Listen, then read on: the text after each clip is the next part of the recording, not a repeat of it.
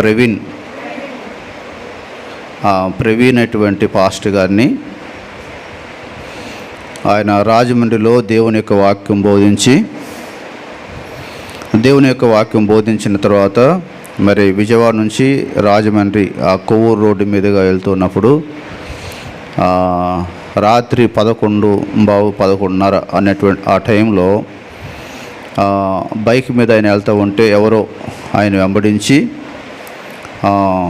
మరి దేంతో కొట్టారో తెలియదు, మొత్తం ముఖం మీద పెద్ద రాడ్లతోటి కొట్టారు. ఆ బైక్ వెళ్ళిపోయి అంత దూరం వెళ్ళిపోయింది. ఈయన కూడా ఆయన కొట్టి మొత్తం ముఖము పెదాలన్నీ కూడా మరి రక్తంతో తడిచిపోయాయి. మరి శరీరంలో ఎక్కడ దెబ్బలు తగిలేవు, కానీ ముఖం మీద ఇలా వెనక భాగంలో దెబ్బలు తగిలాయి. అది మరి యాక్సిడెంట్ అయినట్లయితే మరి షర్టు చిరిగిపోవటం, లేకపోతే ప్యాంటు చిరిగిపోవటం ఇలా జరుగుతాయి. కాబట్టి ఆయన ఈ పైన బూటు కాలు మరి అద్దర్లు ఉన్నాయంట, ప్రింటింగ్స్ ఉన్నాయి. తర్వాత బండి మీద రక్తం, ఇవన్నీ వారు పరిశీలించినప్పుడు ఆ తర్వాత పక్కన ఒక పెద్ద ఆ చెక్క కూడా ఇది ఇరిగిపోయినట్లుగా, దాని మీద కూడా రక్తం మరకలు ఉన్నట్లుగా మరి పోలీసులు దర్యాప్తు చేస్తూ ఉన్నారు. మరి ఆ యొక్క పాస్టర్ గారు, ప్రవీణ్ అనే పాస్టర్ గారు చాలా మంచి గొప్ప దైవజనుడు. చాలా ఆయనకు బైబిల్ మీద చాలా జ్ఞానం ఉందన్నమాట. బైబిల్ మీద చాలా మంచి జ్ఞానం ఉంది. ఎవరు ఏ ప్రశ్న అడిగినా కూడా ఆయన గొక్క తిప్పుకోకుండా సమాధానం చెప్పేవాడు. చాలా బాగా సమాధానం చెప్పేవాడు. అలాగే మరి వేదాల్లో నుంచి, రామాయణంలో నుంచి కానీ, భగవద్గీతలో నుంచి కానీ, తర్వాత ఆ ఖురాన్లో నుంచి కానీ ఎవరు ఏ ప్రశ్న అడిగినా కూడా వాటన్నిటిని బాగా చదివి చాలా మంచి పండితుడు అతను. వాళ్ళు యాక్చువల్గా కడప అనేటువంటి ప్రాంతం. మరి అక్కడ నుంచి వాళ్ళు హైదరాబాద్ వచ్చాడు. హైదరాబాద్ వచ్చిన తర్వాత హైదరాబాద్లో మరి ఆయన చాలామంది సాఫ్ట్వేర్ కంపెనీ ఒకటి పెట్టాడు అనమాట. ఆ సాఫ్ట్వేర్ కంపెనీ పెట్టి ఆ కంపెనీలో చాలామందికి ఉద్యోగాలు ఇచ్చేవాడు.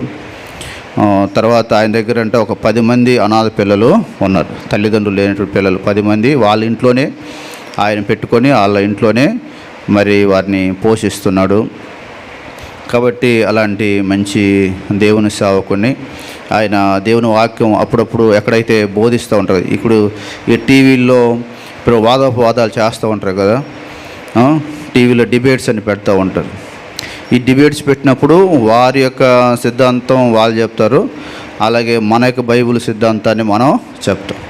అంటే ఈయన కరెక్ట్గా చెప్పటం, ఉన్నది ఉన్నట్లుగా చెప్పటం, వారు ఏ ప్రశ్న వేసినా సరైన సమాధానం చెప్పేసరికి ఆ మతోన్మాదులు ఏం చేశారంటే తట్టుకోలేకపోయారనమాట.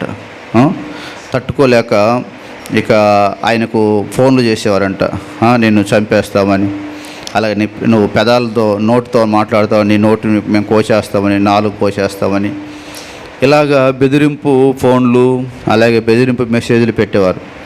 పెడుతుంటే ఆయన ఆకతాయిలు ఎవరో మరి ఫోన్లు చేస్తూ ఉన్నారు, ఎవరో పెడుతున్నారులే అని చెప్పేసి మరి ఆయన చెప్పేవాడు. ఆయన మరి దేవునికి వాక్యం బోధించేటప్పుడు ఆయన ఒకటే చెప్పేవాడు, నేను దేవుని కోసం నేను ఉన్నది ఉన్నట్లుగా చెప్పడానికి నేనేమి భయపడేవాడిని కాదు. కాబట్టి మరి దేవుని యొక్క వాక్యం కోసం నేను చనిపోయినా, నా ప్రాణాలు తీసినా నాకేమి లెక్క లేదు అని మొత్తానికి ఆయన మరి దేవుని సేవకుడిగా ధైర్యంగా చెప్పారు. అయితే నిజంగా ఒక అన్యాయం చేయకుండా, అంతే కదా, మరి మన దేవుని గురించి, బైబిల్ గురించి, మరి బైబిల్లో ఉన్నటువంటి నిజమైనటువంటి సత్యాల గురించి, నిజమైన విషయాల గురించి బోధించినప్పుడు వారు తట్టుకోలేక, అలాగే వారు ఆయన మీద మరి ఏమైందో ఏమో తెలియదు రగిలిపోయి ఒంటరిగా బైక్ మీద వస్తూ ఉన్నప్పుడు ఆ వెనకాల అమ్మడించారో లేదంటే ముందు నుంచి అమ్మడించారో తెలియదు. ఆయన బైక్తో ముందుకు వెళ్తూ ఉంటే ఎదురుగా వచ్చి ఒక పెద్ద రాడ్ తీసుకొని ముఖం మీద కొట్టేసి ఆయన్ను లాక్కొని వెళ్ళినట్లుగా మరి న్యూస్లో చెప్తూ ఉన్నారు. మరి ఈరోజు పోస్ట్ మార్టం మరి జరిగింది రాజమండ్రిలో. మరి ఇప్పుడే 6 గంటలకు 7 గంటలకు మరి వాళ్ళ తమ్ముడు వాళ్ళ బంధువులు వచ్చి ఆయన బాడీని అంబులెన్స్లో హైదరాబాద్ తీసుకుని వెళ్ళారు. ఇంకా రిపోర్టు ఈరోజు వస్తుందంట. కాబట్టి ఆ కుటుంబం కోసం దయచేసి అందరూ ప్రార్థన చేయాలి కదా. ఆ కుటుంబం కోసం ఏం చేయాలి? మనం ప్రార్థన చేయాలి. ఒక మంచి దేవుని సేవకుడు, ఒక మంచి దైవజనుడు, ఒక మంచి ప్రార్థనపరుడు, ఒక మంచి వక్త, అలాంటి వ్యక్తిని మనం కోల్పోవటం మనందరికీ బాధాకరం. అందుకే దేవుని యొక్క వాక్యములో కూడా మరి ఒక మాట రాయబడ్డది. చూడండి బైబిల్ గ్రంథంలో మత్తయి సువార్త చూడండి. బైబిల్లో మత్తయి సువార్త 5వ అధ్యాయం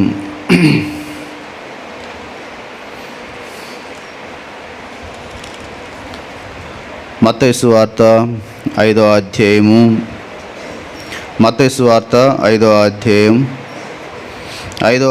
11వ వచనంలో లేక 10వ వచనంలో రాయబడింది, నీతి నిమిత్తము హింసింపబడువారు ధన్యులు, పరలోక రాజ్యము వారిది. నా నిమిత్తము జనులు మిమ్మును నిందించి హింసించి మీ మీద అబద్ధముగా చెడ్డ మాటలల్లా పలుకున్నప్పుడు మీరు ధన్యులు. సంతోషించి ఆనందించుడి, పరలోకమందు మీ ఫలము అధికమగును. ఇలాగు వారు మీకు పూర్వముందున్న ప్రవక్తలను ఏం చేశారంట? హింసించిరి. యేసుప్రభు చెబుతున్నారు. యేసుప్రభు కాలంలో యేసుప్రభు చెప్పేది ఏంటంటే, ఒకవేళ యేసుప్రభు నిమిత్తము జనులు మిమ్మల్ని హింసించి నిందించి మీ మీద అబద్ధముగా చెడ్డ మాటలల్లా ఒకవేళ పలుకున్నప్పుడు మీరెవరంట? ధన్యులు. కాబట్టి మీకు ముందు పూర్వం ముందున్నటువంటి ప్రవక్తలను కూడా ఏం చేశారంట? హింసించి అనేక మందిని చంపారు. కాబట్టి పిల్లరా, దేవుని బిడ్డలుగా నిజంగా కొన్నిసార్లు మనం తప్పు చేయకపోయినా కూడా, అలాగే మనం పొరపాటు చేయకపోయినా కూడా నిందించేవారు ఉన్నారు కదా, హింసించేవారు ఉన్నారు, అబద్ధముగా చెడ్డ మాటలు పలికేవారు మాట్లాడేవారు ఉన్నారు, కోపగించుకునేవారు ఉన్నారు, తిట్టేవారు ఉన్నారు, అలాగే పిల్లరా చాలా భయంకరంగా బాధలు పెట్టేవారు కూడా ఉన్నారు. కాబట్టి యేసుప్రభు చెప్తున్నారు, మరి నా నిమిత్తం ఒకవేళ నిందించి హింసించి మీ మీద అబద్ధముగా చెడ్డ మాటలు ఒకవేళ పలికినప్పుడు ఏం చేయాలంట? మీరు ధన్యులు అని దేవుని యొక్క వాక్యంలో రాయబడింది. నిజంగా రాబోయే దినాల్లో మన జీవితంలో కూడా ఇలాంటి పరిస్థితి మనం ఎదుర్కోవచ్చు. మనకు కూడా నిందలు రావచ్చు, మనకు కూడా కష్టాలు రావచ్చు, మనకు కూడా బాధలు రావచ్చు. కాబట్టి పిల్లరా, దేవుని సన్నిధిలో మనం ఎంతో ధైర్యంగా ప్రార్థనాపూర్వకంగా ఉండాలని దేవుని యొక్క వాక్యంలో రాయబడింది. చూడండి బైబిల్లో మనం చూద్దాం. అపోస్తల కార్యములు చూడండి ఒకసారి. అపోస్తల కార్యములు 12వ అధ్యాయము. అపోస్తల కార్యములు 12వ అధ్యాయము. అపోస్తల కార్యములు 12వ అధ్యాయము 12వ వచనం. అపోస్తల కార్యములు 12వ అధ్యాయం 12వ వచనంలో పిల్లరా, దేవుని యొక్క వాక్యంలో ఒక మాట మనం చదవచ్చు. అక్కడ ఇట్లు ఆలోచించుకొని, అతడు మార్కు అను పేరు గల యోహాను తల్లి అయిన మరియ ఇంటికి వచ్చెను. అక్కడ అనేకులు కూడి ప్రార్థన చేయుచుండిరి. ఇక్కడ మరి అపోస్తుడైనటువంటి పేతురుని గురించి దేవుని యొక్క వాక్యంలో మనం చూస్తాం. యేసు ప్రభువారు ఈ భూమి మీద 33.5 సంవత్సరాలు బ్రతికాడు. ఆయన సేవ చేసిన కాలం, సేవ పరిచర్య ఎంతంటే 3.5 సంవత్సరాలు యేసు ప్రభువారు సేవ చేశారు. అయితే ఈ 3.5 సంవత్సరాలు యేసు ప్రభు చేసినటువంటి సేవ, ఈ 3.5 సంవత్సరాలు యేసు ప్రభు చేసిన పరిచర్య మరి అనేక మందిని మన్నించింది, అనేక మందిని రక్షించింది. అనేక మంది జీవితంలో యేసు ప్రభువారు చేసిన సేవ అనేక మంది జీవితాల్లో గొప్ప వెలుగును తీసుకొచ్చింది. కాబట్టి యేసు ప్రభు చేసిన ఆ సేవలో మరి భయంకరమైన మరి పాపాత్ములు రక్షించబడ్డారు, దొంగలు రక్షించబడ్డారు, మరి వ్యభిచారం చేసిన వారు రక్షించబడ్డారు, అలాగే రోగులు రక్షించబడ్డారు. ఈ విధంగా ఎన్నో అద్భుత కార్యాలు యేసుప్రభు చేశారు. యేసుప్రభు వారు ఆయన చేసిన అద్భుత ఆశ్చర్య కార్యాలు తట్టుకోలేక, అందుకే యేసుప్రభు వారిని ఏం చేశారంట, శిలువ మరణానికి అప్పగించారు. యేసుప్రభు వారు ఆయన రోగులను స్వస్థపరిస్తే తట్టుకోలేకపోయారు. యేసుప్రభు వారు మరి మంచి మాటలు చెప్తే తట్టుకోలేకపోయారు. యేసుప్రభు వారు శుభవార్త చెప్తే, ప్రజలను పాపం నుండి విడుదల వారికి తీసుకుని వస్తే, ప్రజలు లేక ఆ యొక్క ప్రధాన యాజకులు, శాస్త్రులు, పరిశీలన వారు తట్టుకోలేక మరి ఆయన ఏం చేశారంటే శిలువ మరణానికి అప్పగించారు.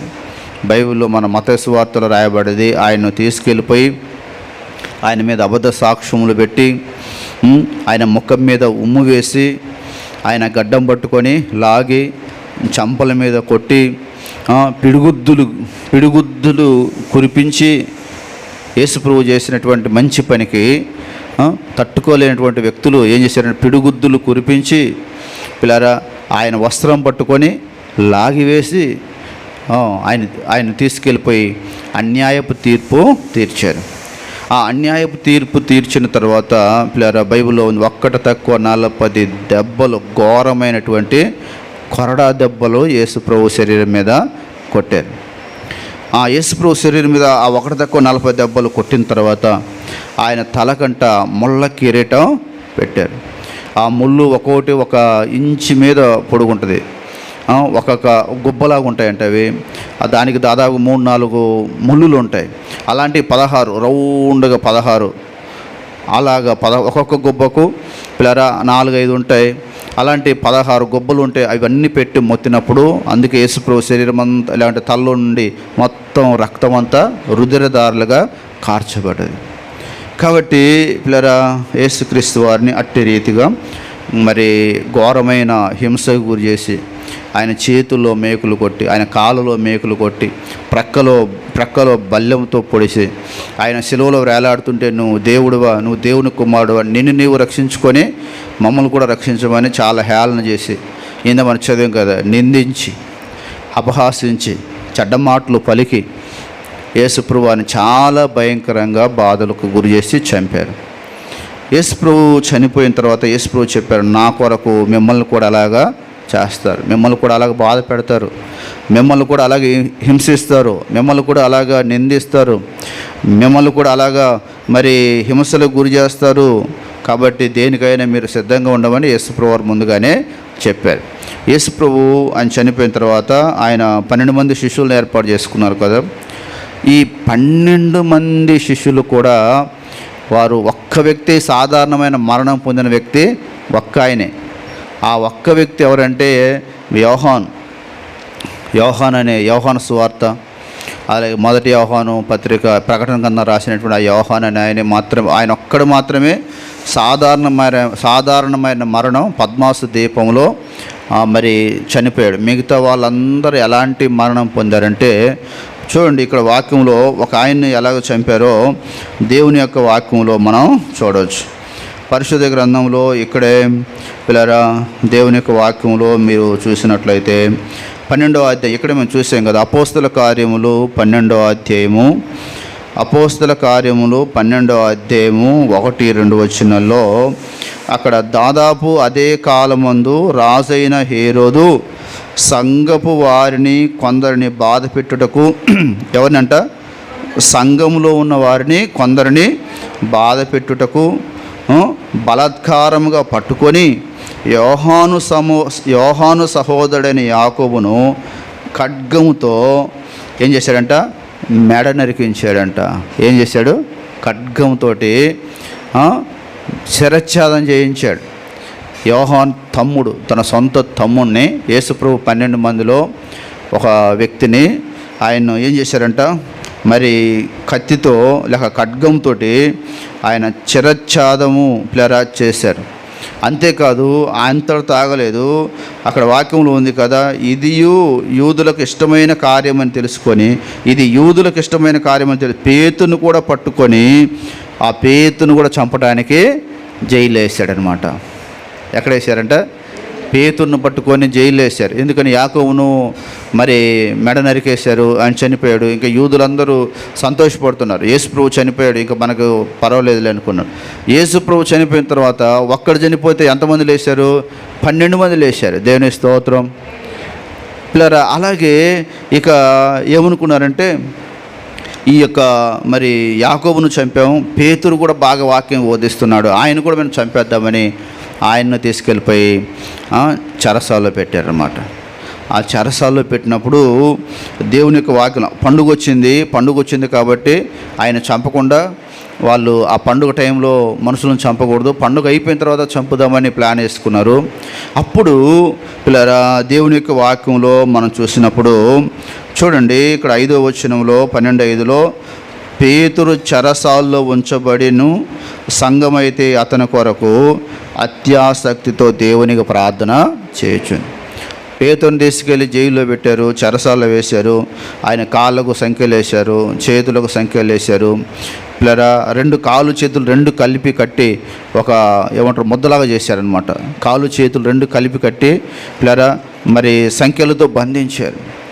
అలాగా ఉన్నప్పుడు సంఘం పిల్లరా రాత్రంతా మరి హోల్ నైట్ ప్రేయర్ పెట్టుకుంటాం కదా. ఏ ప్రార్థన పెట్టుకుంటాం మనం?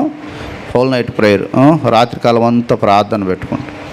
రాత్రికాలం వాళ్ళు కూడా ఏం చేశారంటే ప్రార్థన పెట్టుకొని ఆ రాత్రి అందరూ దేవునికి ప్రార్థన చేశారు. ఎలా ప్రార్థన చేశారు? అత్యాసక్తితో సంఘం అయితే ఏం చేశారు? సంఘంలో ఉన్న విశ్వాసులందరూ అత్యాసక్తితో ప్రార్థన చేశారు. దేవుని స్తోత్రం. కాబట్టి మన సంఘంలో కూడా హోల్ నైట్ ప్రేయరు జరగాలి. జరిగితే వస్తారా అందరూ? దేవుని స్తోత్రం. హల్లెలూయా. అందరు రావాలా పిల్లరా? మనం ప్రార్థనలో ఏం చేయాలి? బలపడాలి. మనం ప్రార్థనలో వాక్యంలో మనం బాగా నలగాలి. కాబట్టి నువ్వు ప్రార్థనలో నలగాలంటే పిల్లరా, అత్యాసక్తితో ప్రార్థన చేయాలంటే మనం రాత్రంతా దేవుని సన్నిధిలో గడపాలి. చూడండి, అక్కడ వాక్యంలో రాయబడేది, హేరోదు అతని వెలుపలికి తీసుకొని రావాలని ఉండగా ఆ రాత్రియే పేతురు 2 సంఖ్యలతో బంధింపబడి 2 సైనికుల మధ్య నిద్రించు ఉండెను. ఆ రాత్రంతా పేతురేమో సంఖ్యలతో బంధించబడ్డారు. ఆయన జైల్లో పడితే సంఘం మాకెందుకు లేని మౌనంగా లేదు. ఇప్పుడు పగడాల ప్రవీణ్ అనేటువంటి సహోదరుడు పాస్టర్ గారు చనిపోతే రాజమండ్రిలో ఎక్కడెక్కడ ఉన్న పాస్టర్లు మొత్తం వెళ్ళిపోయారు, విశ్వాసులందరూ వెళ్ళిపోయారు. అంటే అన్యాయంగా ఒక వ్యక్తిని ఎందుకు చంపుతారు మీరని. అలాగే ఎప్పుడైతే అందరూ వెళ్ళిపోయి అక్కడ నిలబడ్డారో అప్పుడు హోమ్ మినిస్టర్ వచ్చిందనమాట. మన ఇక్కడ ఆవిడే కదా హోమ్ మినిస్టర్, ఆవిడ వచ్చారు. తర్వాత వైఎస్ఆర్సీపీ నుంచి నాయకులు, పెద్ద పెద్ద సేవకులు, పాస్టర్లు అందరూ వెళ్ళిపోయి అందరూ పిల్లరా ఏం చేశారు? అక్కడ మరి ధర్నాలు చేశారు. మాకెందుకు లేని వారు మౌనంగా లేరు. కాబట్టి ఒక వ్యక్తి కష్టం వచ్చినప్పుడు, ఒక వ్యక్తి బాధ వచ్చినప్పుడు మనం కూడా సంఘంగా ఏం చేయాలి? నిలబడాలి. సంఘంగా నిలబడాలి. ఎవరైనా బాధలో ఉంటే వాళ్ళ దగ్గరికి వెళ్ళాలి, ఎవరైనా చనిపోతే వాళ్ళ దగ్గరికి వెళ్ళాలి. ఇప్పుడు మనం వెళ్తేనే కదా రేపు పొద్దున మనకి ఏదైనా అయితే వాళ్ళు వచ్చేది, అవునా కదా? వాళ్ళు చనిపోయారులే, మనకెందుకులే, వాళ్ళ కుటుంబ దుఃఖంలో ఉంటే మనం ఎందుకు వెళ్ళాలి? ఎప్పుడు మనం అలాగ అనుకోవడానికి వీలు లేదు. క్రైస్తవులుగా, దేవుని బిడ్డలుగా, అందుకే బైబిల్లో ఏమన్నాడు పిల్లరా? మీరు విందు జరుగుతున్న స్థలమునకు వెళ్ళటం కంటే ఎక్కడికి వెళ్ళాలంట? ప్రలాపించి దుఃఖపడే గృహాన్ని దగ్గరికి మీరు వెళ్ళండి. కాబట్టి పిల్లరా, ఎవరైనా ఒకవేళ మీకు మరి ఎవరైనా చనిపోయారని తెలిస్తే మరి అక్కడ పాస్టర్ గారు వచ్చారా లేదా మీకు సంబంధం, వెళ్ళిపోవాలి. మనం ఏం చేయాలి చెప్పండి? వెళ్ళాలి. ఆ కుటుంబాన్ని మనం ఆదరించాలి, ఆ కుటుంబం కోసం ప్రార్థన చేయాలి, ఆ కుటుంబం కోసం మనం నిలబడాలి. అది దేవుడు మనల్ని చూస్తాడు. కాబట్టి పేతురు జైల్లో వేయబడ్డాడు, చెరసాలు వేయబడితే సంఘం మాకెందుకు లేని వాళ్ళు మౌనంగా పడుకొని నిద్రపోలేదు. వాళ్ళు ఏం చేశారు? రాత్రంతా ఒక ఇంటిలో, అక్కడ వాక్యంలో ఉంది కదా, ఇలా మార్కు అనేటువంటి ఆ వ్యక్తి ఇంటిలోకి వెళ్ళిపోయి అక్కడ అందరూ దేవునికి ప్రార్థన చేస్తున్నారు. ఎలా ప్రార్థన చేస్తున్నారంటే వాళ్ళు అత్యాసక్తితో ప్రార్థన. ప్రభువా, ఆ పేతురు మంచి వాక్యం బోధించేవాడు, నీ సువార్తను ప్రకటించేవాడు, నీ రాజ్యాన్ని కడుతూ ఉన్నాడు. ఆయన వాక్యం బోధించితే 3000 మంది రక్షించబడ్డారు, ఆయన వాక్యం బోధిస్తే 5000 మంది రక్షించబడ్డారు. ఆయన వాక్యం బోధిస్తే అనేక ఆత్మలు రక్షించబడుతున్నాయి. కాబట్టి ఆ సేవకుడికి అన్యాయం జరగకూడదు ప్రభువా అని సంఘమంట వారు నిద్రించకుండా దేవునికి ప్రార్థన ప్రార్థన ప్రార్థన ప్రార్థన ప్రార్థన ప్రార్థన తెల్లవారేంత వరకు ప్రార్థన చేసి, వాళ్ళకి తెలియదు అక్కడ ఏం జరుగుతుందో. ఆ ప్రార్థన చేస్తుంటే దేవుడు ఏం చేశారంటే, ఇప్పుడు మనందరూ ఇక్కడ ప్రార్థన చేస్తున్నాం, ఎక్కడో ఇంకొక వ్యక్తిని జైల్లో వేశారు, ఆయన కోసం మనం ప్రార్థన చేస్తూ ఉంటే మనకు తెలియదు అక్కడ ఏం జరుగుతుందో కదా. కానీ దేవుడు అంటే అక్కడికి ఎవరిని పంపించాడు? తన దూతను దేవుడు పంపాడు. దేవుని స్తోత్రం. దూత వెళ్ళిపోయింది. ఆ దూత వెళ్ళిపోతే పిల్లరా, అక్కడ పేతురును చేతులు కాళ్ళకు బొండ వేసి సంఖ్యలు వేస్తే పిల్లరా, ఆయన అంత సంఖ్యలతో బంధించి కూడా అక్కడ దాదాపుగా 4 ఎంతమంది సైనికులు ఉన్నారు. అక్కడ ఒక వ్యక్తి, ఇక్కడ ఒక వ్యక్తి, ఇక్కడ ఒక వ్యక్తి, ఇక్కడ అంటే మధ్యలో ఈ వ్యక్తి ఉన్నాడు. సంఖ్యలతో బంధించి ఆ బంధకాల్లో చెరసాల్లో తాళాలేసి మళ్ళీ 4 వ్యక్తులను పెట్టారనమాట. ఇక తప్పించుకోవడానికి వీలు లేదు. అక్కడికి దేవుని దూత వెళ్ళిపోయింది. ఈ యొక్క పేతురు ఆయన తెలియదు. ఆ దూత ఏం చేసిందంట, ఆ పేతురు తెలియకుండానే ఆ సంఖ్యల్లో తొలగించేసి, పేతురు తెలియకుండానే పేతురును బయటికి తీసుకొచ్చింది. పేతురుకు ఎప్పుడు ఆయనకు తెలివి వచ్చిందో తెలుసా? ఆ గౌని దాటిన తర్వాత అంటే ఆ ఊరు దాటిపోయిన తర్వాత, అప్పటి వరకు కూడా పేతురికి తెలియదు. అప్పుడు గౌని దాటిన తర్వాత ప్రభు దూత నన్ను విడిపించిందని తెలిసి ఆయన ఎక్కడికి వెళ్ళారంటే, ఈ ప్రార్థన చేస్తున్నారు కదా, ఆ ప్రార్థన చేసేటువంటి ఆ యొక్క మార్కు ఇంటికి వెళ్ళిపోయి, సపోజ్ ఇక్కడ మనం ప్రార్థన చేస్తూ ఉంటే జైల్లో ఉన్న వ్యక్తి తెల్లవారుజామున మరి 5 గంటలకు 4 గంటలకు వచ్చి డోర్ కొడతా ఉన్నాడు. డోర్ కొడతా ఉంటే ఈ లోపల అందరూ సీక్రెట్గా కదా ప్రార్థన చేస్తున్నారు. ఎలా చేస్తున్నారు ప్రార్థన? సీక్రెట్గా, ఎవరికి తెలియకుండా రహస్యంగా ప్రార్థన చేస్తున్నారు. ఎవరికి తెలియదు. హోల్ నైట్ ప్రేయర్ మౌనంగా జరుగుతూ ఉంది. తలుపు కొట్టేసరికి ఇక వీళ్ళకి చాలా భయం పట్టుకుంది. ఎందుకంటే ఆ రోజుల్లో మన బైబిల్లో 9వ అధ్యాయంలో అక్కడ సౌలు అనే వ్యక్తి, ఇంక చాలామంది ఎక్కడ ప్రార్థన జరుగుతుంటే అక్కడికి వెళ్ళిపోయి, అక్కడ ఒకవేళ ప్రార్థన జరుగుతుంటే వాళ్ళని ఈడ్చుకుని వెళ్ళేవాళ్ళు అనమాట. ఇలాగ మనం ప్రార్థన చేసుకుంటుంటే సడన్గా వచ్చేసి పట్టుకొని లాక్కొని ఈడ్చుకెళ్ళిపోయి జైల్లో వేసేవాళ్ళు, కొట్టేవాళ్ళు, తిట్టేవాళ్ళు. అందుకని ఈ పేతురు వచ్చి తలుపు కొడతా ఉంటే ఇక అందరూ భయపడిపోతూ ఉన్నారు, వణుకుతూ ఉన్నారు. అప్పుడు ఒక అమ్మాయి ఉంది మన గిఫ్ట్ లాగా. ఆ అమ్మాయి పేరు ఏం పేరు? ఆమె పేరు రోదే. ఏం పేరు ఆమె పేరు? చూడండి, ఇక్కడ వాక్యంలో మనం చూడవచ్చు బైబిల్ గ్రంథంలో పిల్లరా, అక్కడ అతడు తలుపు తట్టుచు ఉండగా రోదే అను ఒక చిన్నది ఆలకించుటకు వచ్చాను. ఏం చేసింది? తలుపు కొడుతూ ఉన్నాడు. నాకు తలుపు తీయండి, తలుపు తీయండి, నేను పేదరును, తలుపు తీయనంటే ఈ చిన్న అమ్మాయి వెళ్ళిపోయి ఆ రోదే వింటుందన్నమాట. ఆ స్వరం, తలుపు అవతల పేతురున్నాడు, యువతల ఈ అమ్మాయిని. ఆ అమ్మాయి స్వరం విని, మీరు ప్రార్థన చేస్తున్నారు, లోపలికి వచ్చేసి అంటే మీరు ప్రార్థన చేస్తున్నారు కదా, ఎవరి కోసం చేస్తున్నారు? మీరు పేతురు కోసం ప్రార్థన చేస్తున్నారు. ఆ పేతురు వచ్చాడు, అదిగో పేతురు తలుపు అవతల ఉన్నాడు అంటే ఈ ప్రార్థన చేసే వాళ్ళందరూ, నువ్వు తెలివి తక్కువ దానివి, ఆయన తీసుకెళ్ళి ఎక్కడ పెట్టారు? జైల్లో పెట్టారు, చెరసాల్లో పెడితే నువ్వేంటి ఆయన వచ్చాడంటావు అంటే, మరి వీళ్ళు ప్రార్థన చేస్తున్నారు కానీ ఏం లేదు, వీళ్ళకి నమ్మకం లేదు. ఆ అమ్మాయి అంటుంది గట్టిగా, లేదు నేను అది పేతురు స్వరమే అన్నప్పుడు పిల్లారా, ఆళ్ళలో ఒక వ్యక్తి వెళ్ళిపోయి తలుపు తీశారంట. తలుపు తీయగానే ఎవరు వచ్చారు? పేతురు వచ్చాడు. దేవుని స్తోత్రం. చూడండి, అక్కడ వాక్యంలో నేను చదువుతున్నాను చూడండి. అతడు తలవాకిట తలుపు తట్టుచు ఉండగా రోదే అను ఒక చిన్నది ఆలకించుటకు వచ్చెను. ఆమె పేతురు స్వరం గుర్తుపెట్టి సంతోషం చేత తలుపు తీయక లోపలికి పరిగెత్తుకొని పోయి పేతురు తలుపు దగ్గర నిలుచున్నాడని తెలిపాను. అందుకు వారు, నీవు పిచ్చిదానివనిరి. ఏమంటున్నారు?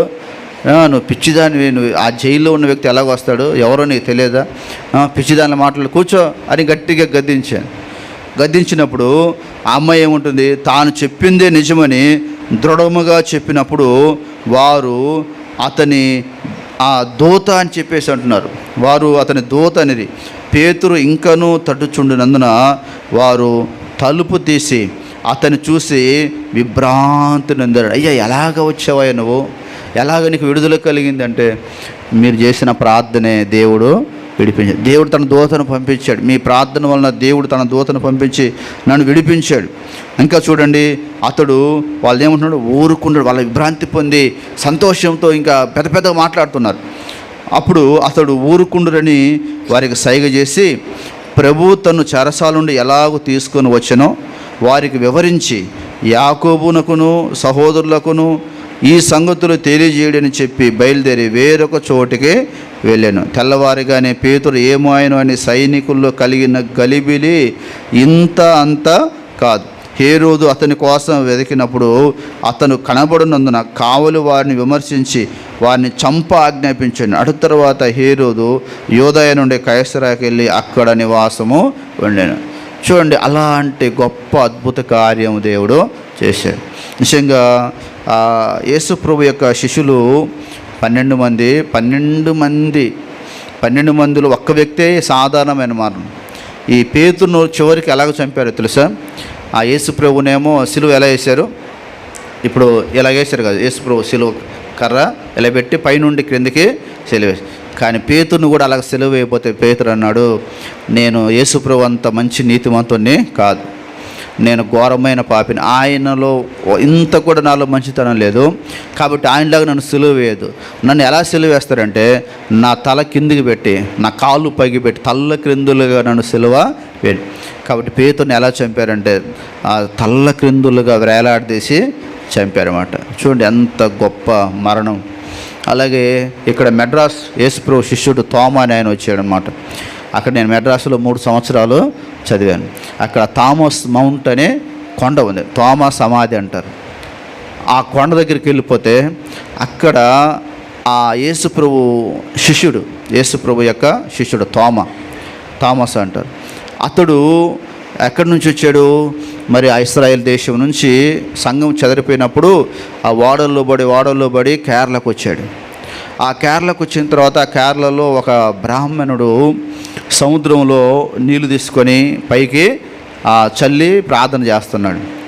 అప్పుడు ఈయన వెళ్ళిపోయి, నువ్వు ఎవరికి ప్రార్థన చేస్తున్నావు అంటాడు. మా దేవుడికి నేను ప్రార్థన చేస్తాను.